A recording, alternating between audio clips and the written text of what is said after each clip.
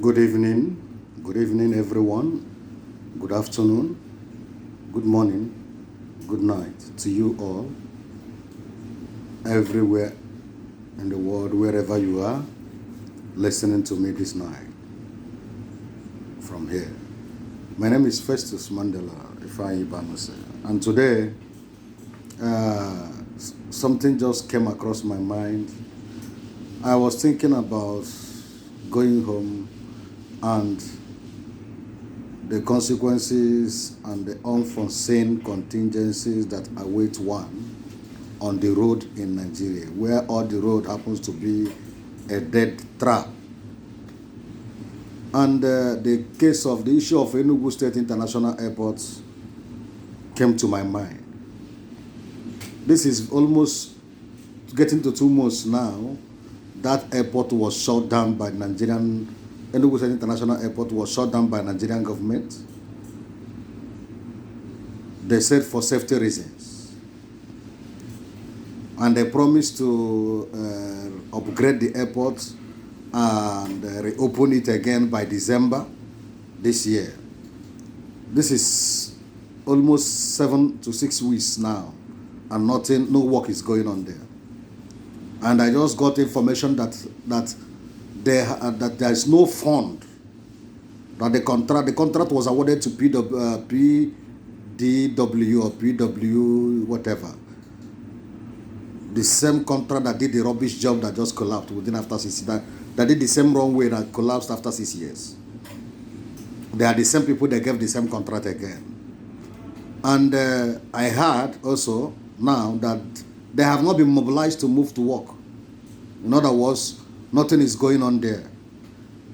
Anyway, I don't blame the Nigerian government. I don't blame Buhari, because I know for the fact that it is an Igbo, that airport is situated in Igbo, out of Igbo land.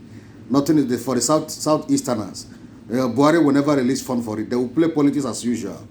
The politics of Enugu State International Airport has been on for over 10-15 years now. Just like the politics of Second Niger Bridge. So we don't expect anything from them. Now, I'm not even expecting them to do anything. But I am expecting the governor of Enugu State, Ifeanyi Ugwuanyi, to move into action. If it means going to banks to raise 4 billion naira or to raise the fund to finance that project and conscientize that project after completion to raise the fund, the better for you. If you lose that airport and all the airlines that have been international airlines that are supposed to be landing there, move to other states, the internal generated revenue of Enugu State will drop, definitely. And the state, whichever state they move to, that will increase. Hotels in Enugu State is booming because of one of the contributing factors to the hotel business development booming in Enugu State. Other estate business, another business that is moving in Enugu State is because of that international airport. It is a center of attraction, for your information, to the southeast and other region. So if you don't know what you are doing, I will advise you.